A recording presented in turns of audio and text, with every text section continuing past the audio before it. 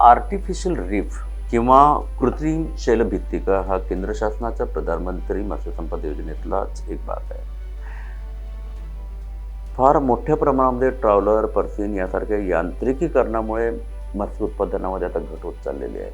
विशेषतः याची झळ जी आहे ती परंपरागत रूपाने मासेमारी करणाऱ्यांना पोहोचते. यामुळे आर्टिफिशियल रीफचा प्रकल्प समोर आला, ज्यामध्ये माशांची प्रजनन स्थळ निर्माण केले जातील आणि समुद्र किनाऱ्यापासून 2 ते 4 नॉटिकल माईलच्या आतमध्ये ही संरचना आपण टाकत असल्यामुळे तेथे जे काही मत्स्य उत्पादन होईल ते परंपरागत रूपाने मासेमारी करणाऱ्यांकरिता उपलब्ध होईल. याद्वारे जे मत्स्य दुष्काळ म्हणून आपण म्हणतो आहोत त्यावर मात करण्याकरिता पण याचा उपयोग होईलच, पण समुद्राची जी परिस्थिती आहे, जे मरीन इकोसिस्टम जी आहे ती पण सांभाळण्यामध्ये याचा फार मोठा उपयोग होणार आहे.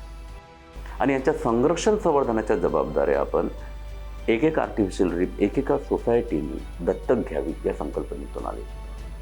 आर्टिफिशियल रीफच्या नंतर तिथे काय नेमके फायदे होणार आहेत हे आम्ही सोसायटीला सांगतो आहोत आणि त्यांनासुद्धा प्रति सोसायटी आपण सध्या सुरुवातीला त्यांच्या अनुषंगिक सभेसाठी ₹50,000 दिले आहेत आणि त्यांनी त्या आर्टिफिशियल रीफच्या संवर्धनाची, जतनाची आणि त्यासोबतच संयुक्त सागरी व्यवस्थापन आणि संयुक्त सागरी मत्स्य व्यवस्थापनच्या कार्यक्रमामध्ये प्रशासनाशी मिळून काम करण्याची अपेक्षा आपण ठेवतो आहोत.